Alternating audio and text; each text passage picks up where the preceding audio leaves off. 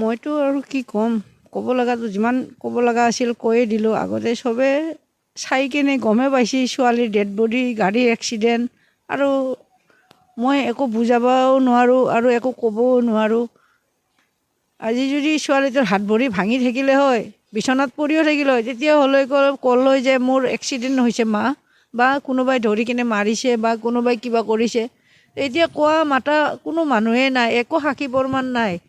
সেইটো কাৰণে মই যিমানখিনি পাইছোঁ চব ৰাইজকে দিছোঁ, গম পাইছে। এতিয়া ৰাইজে বিচাৰ কৰক কেনেকুৱা। তোমালোকে যেনেকৈ গম পাইছা, আমিও ঠিক তেনেধৰণে গম পাইছোঁ যে CBI ইতিমধ্যে CJM কোৰ্টত, কালি নগাঁও CJM কোৰ্টত চাৰ্জশ্বিট দাখিল কৰিছে। আৰু আমি খবৰ পোৱা মতে তেওঁলোকে আমাকো মাতিব, CJM কোৰ্টৰ পৰা ডেট এটা দিব, আৰু সেইদিনাহে আমাৰ পৰা আমি কথাখিনি ল'ব যে আমি সন্তুষ্ট নে অসন্তুষ্ট।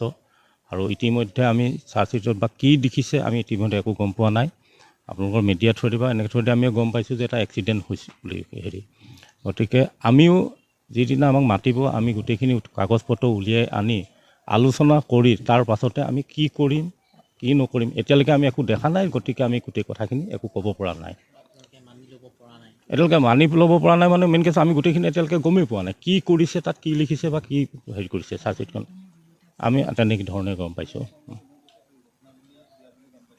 আমি দুৰ্ঘটনাটো মানে ধৰক সেইটো অসমৰ ৰাইজে গম পায়, সকলোৱে গম পায়। গতিকে ধৰক দুৰ্ঘটনাটোৰ বিষয়ে আমি বিশেষকৈ ক'লোঁ যে জোনমণি ৰাভাৰ কেছটো অকল আমাৰ পৰিয়ালৰ হাতত নাই, সেইটো গোটেই অসমৰ ৰাইজৰ হাতত। আপোনালোকৰ সংবাদ মাধ্যমে বহুত সহায় কৰিছে, অসমৰ ৰাইজে বহুত সহায় কৰিছে। আমি অসমৰ ৰাইজৰ ওপৰত এইটো এৰি দিছোঁ। মইতো আৰু কি ক'ম, ক'ব লগাটো যিমান ক'ব লগা আছিল কৈয়ে দিলোঁ। আগতে চবে চাই কেনে গমেই পাইছে ছোৱালীৰ ডেড বডি, গাড়ীৰ এক্সিডেণ্ট, আৰু মই একো বুজাবও নোৱাৰোঁ আৰু একো ক'বও নোৱাৰোঁ।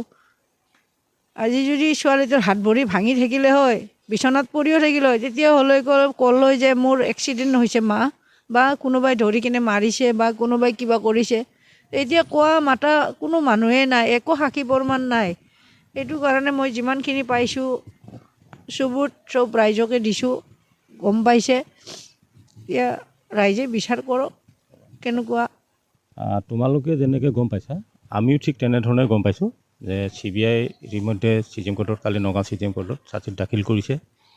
আৰু আমি খবৰ পোৱা মতে তেওঁলোকে আমাকো মাতিব, CJM কোৰ্টৰ পৰা ডেট এটা দিব, আৰু সেইদিনাহে আমাৰ পৰা আমি কথাখিনি ল'ব যে আমি সন্তুষ্ট নে অসন্তুষ্ট। আৰু ইতিমধ্যে আমি চাৰ্জশ্বিটত বা কি দেখিছে আমি ইতিমধ্যে একো গম পোৱা নাই।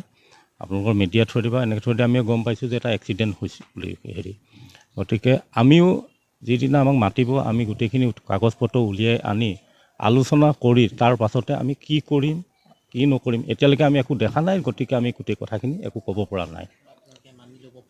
এতিয়ালৈকে মানি ল'ব পৰা নাই মানে মেইন কেছ আমি গোটেইখিনি এতিয়ালৈকে গমেই পোৱা নাই কি কৰিছে, তাত কি লিখিছে বা কি কৰিছে চাৰ্জশ্বিটখন।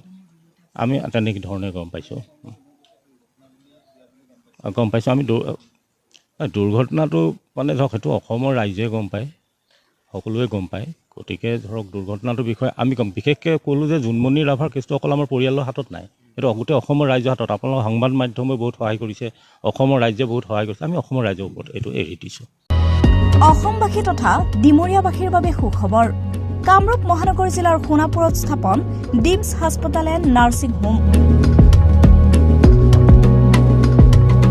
উপলব্ধ বিভাগসমূহ: general medicine, gynaecology, general and laparoscopic surgery, orthopaedic surgery, paediatrics and neonatology, palliative medicine, pain clinic, dermatology, ENT, urology. দুৰ্ঘটনা আৰু জৰুৰীকালীন সেৱাৰ বাবে 24 ঘণ্টাই উপলব্ধ ডিমছ হাস্পতাল এণ্ড নাৰ্ছিং হোম। অত্যাধুনিক সা সুবিধাৰে পৰিপূৰ্ণ ডিমছ হাস্পতাল এণ্ড নাৰ্ছিং হোমত উপলব্ধ digital X-ray, 24 hours pathology, ECG, PAC clinic, 24 hours RMO doctors. ঠিকনা: বৰঘাট, সোণাপুৰ, কামৰূপ মহানগৰ জিলা।